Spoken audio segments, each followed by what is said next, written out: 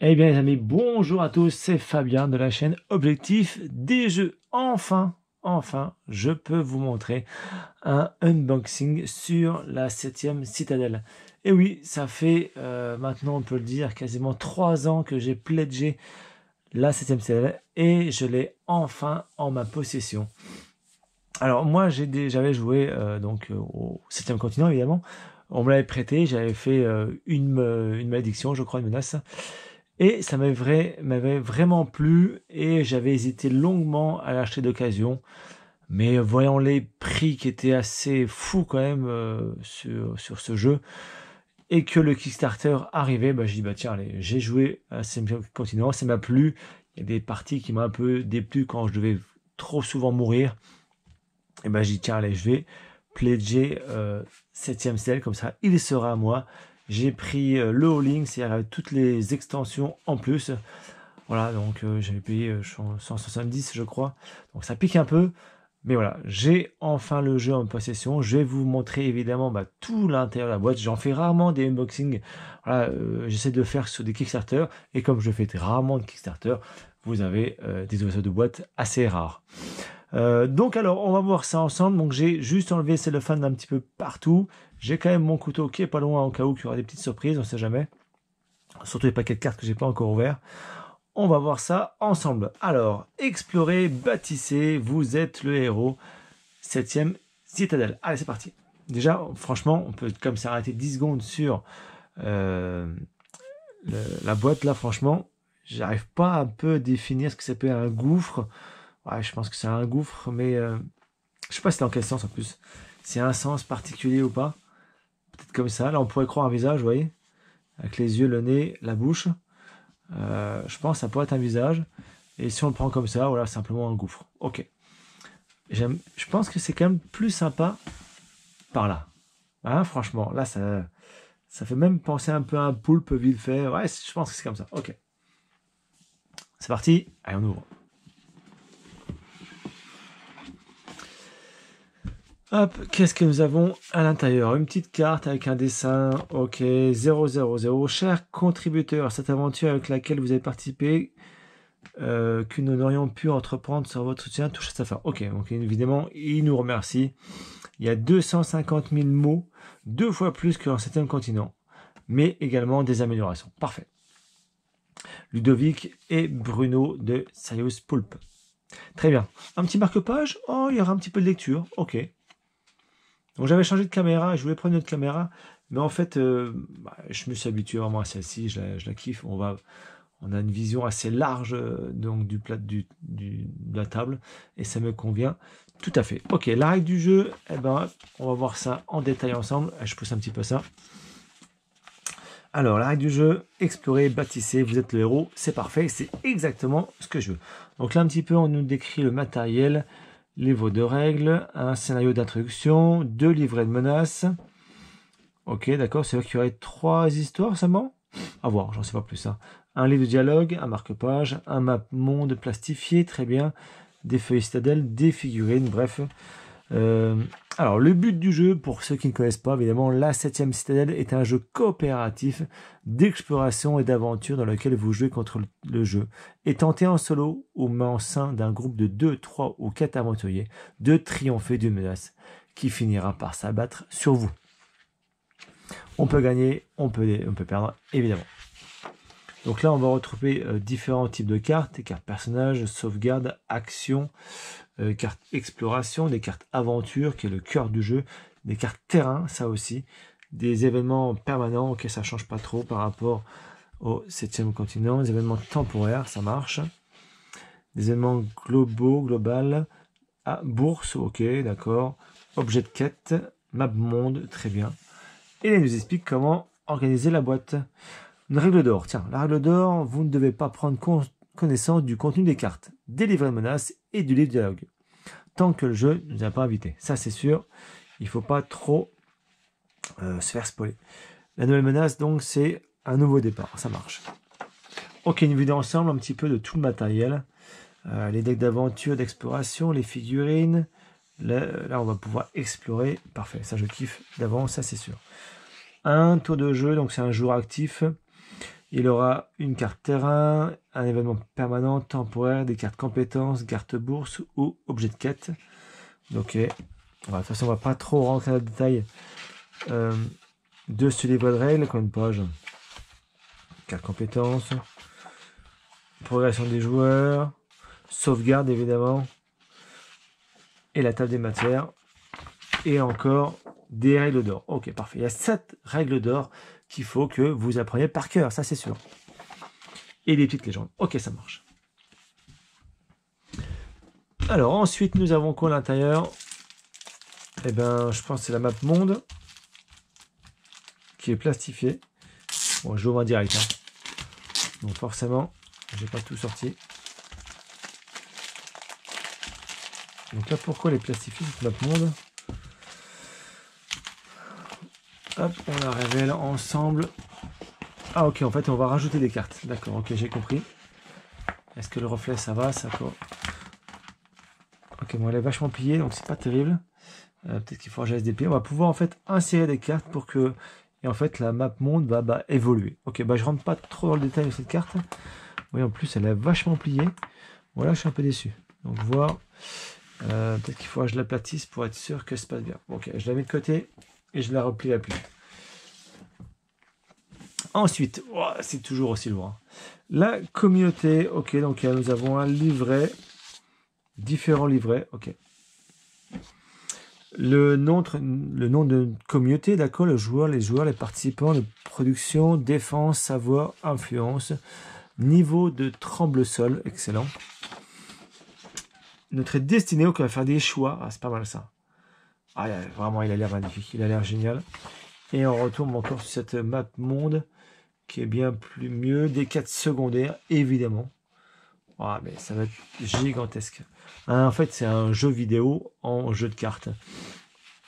Des actions, icônes actions. Nous avons différents bâtiments. Voilà, oui, tout ce qu'il y a. Il a l'air d'être hyper complet. Des tours de guet, des murs d'enceinte. Si l'on a un grand pouvoir, peut-être construire des bâtiments. Il est construit, vous pouvez appliquer l'effet. Effectivement, on va pouvoir construire différents bâtiments, des colombiers, forums, écoles, tavernes, dispensaires, herboristeries, guides, académies, apothicaires, marchés, etc., etc. Différents bâtiments. Ah, ça c'est bon ça. Ok, donc nous avons 4 pour 4 joueurs, j'imagine. Ok, bon, j'avais pris ça en plus. Je pense que c'est la même chose. En fait, comme je vais sûrement y jouer à 2, j'aurai encore du rab. Bon, c'est pas grave. En fait, je n'ouvre pas celui-là, vous voyez, c'est exactement la même chose. Il y a 7 en plus. Bon. Ça, je vais côté. Ok. Alors ensuite, nous avons un autre livret qui est bien costaud. C'est le livre des dialogues. Évidemment, je ne vais pas rentrer dans le détail. Mais nous avons combien de pages de dialogue? 90 pages de dialogue. Ok. Ça, c'est cool pour l'immersion du jeu. C'est toujours intéressant. Un petit lexique. Ok. Je rentre pas trop dans le détail forcément. Ok. Alors, un nouveau dépôt. Bah tiens, ça c'est le scénario d'introduction. Voilà, un petit peu l'image là. Ah, c'est pas mal. C'est chouette. Hein. Franchement, regarde-moi ça. Les dessins, franchement, ils ont assuré. C'est magnifique. C'est totalement ce que je recherche.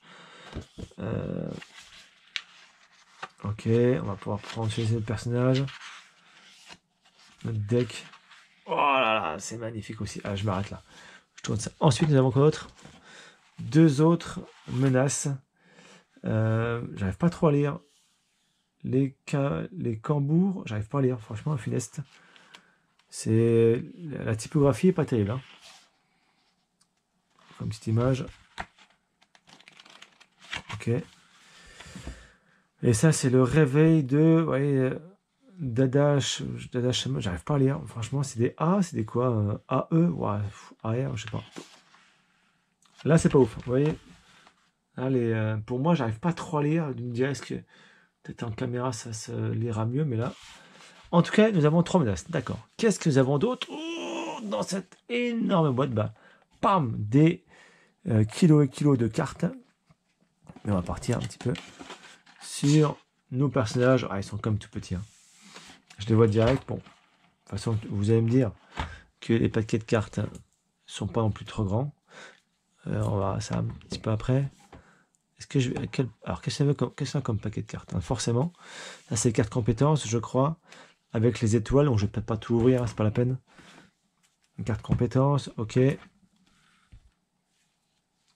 Compétences, donc là c'est des brouillards. Quand on va à l'exploration, je me souviens très bien. Exploration, toujours. Exploration, et ça c'est les cartes, voilà. 13, on va récupérer un petit peu de tout. Ah, j'ose pas trop ouvrir, voilà. Par contre, c'est ça que je cherchais. Je vais mettre ça à l'intérieur. Je mets ça en vrac, c'est pas grave. Ça, je vais pas tout sortir. Pour pas en plus trop vous spoiler. Mais ce que je voulais voir, c'est en mettant ces petits personnages. Ils ont été adaptés en fait forcément à la fonction. Ouais, ah bah c'est scotché, je pouvais toujours m'arracher. Voilà. Les petits personnages. Ils sont quand même minuscules, je sais pas si ça va bien avec la caméra, elles aiment pas trop bien. Mais surtout voilà pour les poser. Ok, pour les mettre différents endroits. Ah ça fonctionne. Ok, bon c'est. Le détail forcément des petits jetons, donc des petits personnages sont pas ouf. Mais voilà, ça va faire le taf. Pour pas trop incomber si on met des personnages en plus. Il y a différents personnages, vous les voyez, personnages? Ok, on peut quand même aller plusieurs fois dessus. Voilà pourquoi ils ont fait cette taille-là. Alors, hop, je les remets, si je peux, si je me souviens un petit peu de la taille. C'est pas mal ça quand même, hein, presque bon. Et on est pas mal. Alors, ça, je mets ça dedans pour l'instant. Nous avons quoi? Une sorte de loupe. Ouais, c'est une loupe. Ouais, on voit que c'est une loupe. Vous voyez que la loupe, ça marche. Ensuite, nous avons des petits socles, évidemment. Des dés. Et ça, c'est pas mal. Ça, c'est pas mal. Des compteurs de points de vie. Même pour différents jeux, je pense que ça peut être sympa de pouvoir... Bon, c'est un peu neuf, hein. Mais ils sont stylés en plus. Franchement, je trouve vachement stylé. Cool. Cool pour ça. Je mets ça de côté. Alors, hop, ensuite, nous avons de la mousse, plein de cartes qui sont... On va pas tout déballer. Un petit peu voir le dos, tiens. L'action suivante, voilà, des terrains. On va poser un terrain, puis bah, différentes cartes qu'on mettra de côté en fonction des flèches orange. Et on pourra explorer ou pas les différents endroits. Ok, moi je veux voir si c'est... Ce qui est intéressant, c'est ouvrir les boîtes aux frontières du péril. Et ça, vous voyez, bah, en fait, c'est comme si c'était les personnages. Soit les personnages, soit nous avons ça. Ok. Alors, tiens, donc ça, c'est quoi? Ça, c'est pour ranger correctement. Voilà, 600 pour aller plus vite. C'est plutôt comme ça. Sauvegarde, compétences de personnage, avancée, réflexe, le passé, carte bannie, objet de quête. Ok, enfin, je range tout ça. Je vais prendre un grand plaisir de pouvoir ranger tout ça. Alors, on va avoir donc une petite extension. Dans la boîte de base, je pense que j'ai fait le tour, hein, déjà. J'ai fait le tour. Je ne rentre pas trop en détail des cartes puisque c'est pas la peine. Je vous laisse la surprise où vous verrez lors de la prochaine vidéo. Ce sera sûrement le scénario d'introduction. On va plutôt s'attarder maintenant sur ce qu'il y a à l'intérieur de ces extensions. On part sur celle-ci, le Frontière du Péril. Voilà. Cette extension contient 2 intercalaires et 30 cartes pour pimenter votre aventure. Requiert la boîte de base. Ok.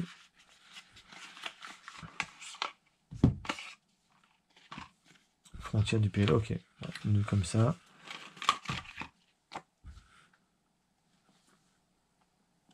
Je ne rentre pas trop dans le détail non plus de celle-ci. J'ai pas envie en fait de trop vous spoiler. Parce que si vous avez le jeu, vous voulez l'acheter, eh ben vous pourrez. Et vous savez au moins ce qu'il y a un petit peu dans cette extension. C'est toujours intéressant. Celle-ci, c'est un jeu des cartes. C'est tout. J'en remets. Allez, tout là-haut. Ok. Ok, le savoir est un pouvoir. Qu'est-ce qu'il y a à l'intérieur? Cette extension, donc pour CM Citadel, contient 40 cartes, dont 20 doubles cartes pour agrémenter votre aventure. De nouveaux ouvrages à trouver et à lire requiert la boîte de base. Oh, donc double cartes. Des doubles cartes, c'est jamais arrivé.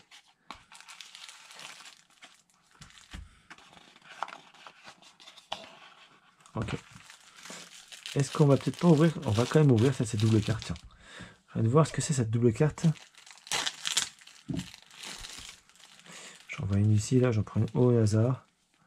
Ok. Oh, quand même un petit livret. Hop, pas plus.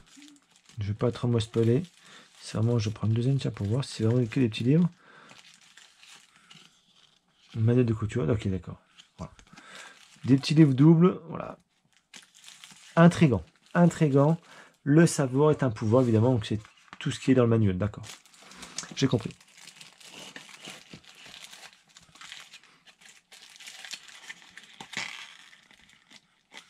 Donc je sais pas du tout combien il y aura de temps d'heures de jeu. Hop, pas trop abîmé. Donc il nous reste encore 3 extensions. Je pense que ça va être 3 menaces différentes. Donc ça nous fait 3 menaces, peut-être 4, 5, 6, ça nous fait 6 menaces, pourquoi pas. Alors, donc celle-ci, c'est les dénicheurs. Les dénicheurs, on les appelle communément dénicheurs. Ces coccinelles grosses comme le poing, mais réputées inoffensives, sont connues des arcanistes, chercheurs de trésors et autres aventuriers intrépides. Ok. Ok.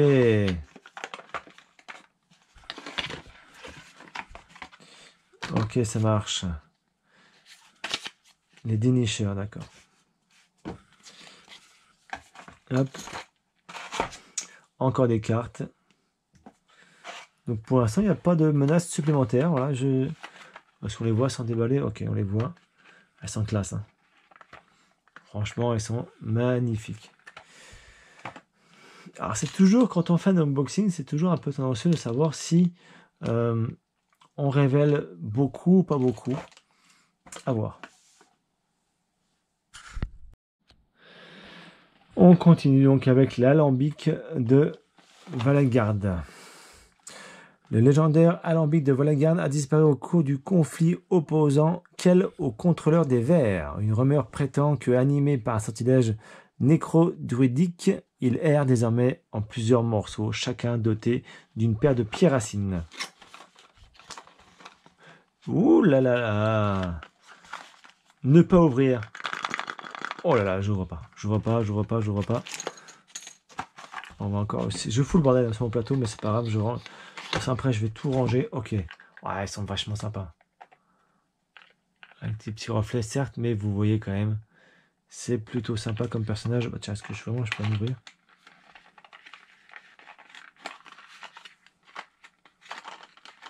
Ça a l'air fragile, non?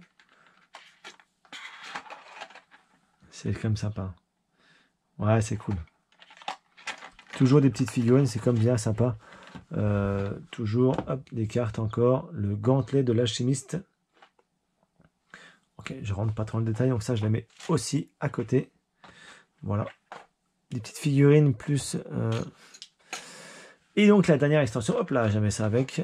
La dernière extension, le dernier trône qui est assez costaud. Je pense que vraiment celle-ci, c'est la découverte d'un mystérieux trône de pierre dans le manoir d'une ancienne famille kellienne va déclencher une série d'événements auxquels vous allez être impliqués et qui vous conduiront aux 4 coins des terres effondrées. Ok, cette extension est une nouvelle campagne. D'accord. Ah, en fait, donc nous avons 3 menaces plus une, nous avons 4 menaces. Allez, je révèle un petit peu la 4e menace.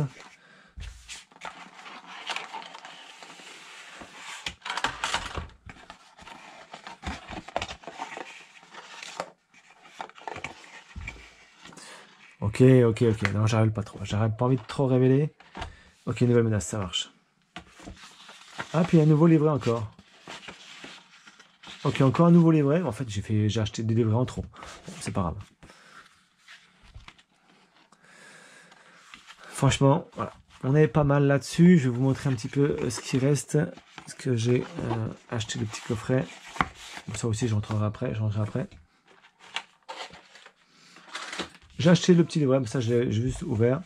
Un petit classeur pour pouvoir ranger des cartes, parce que je me souviens dans le premier 7e continent, on récupère des cartes que l'on doit garder.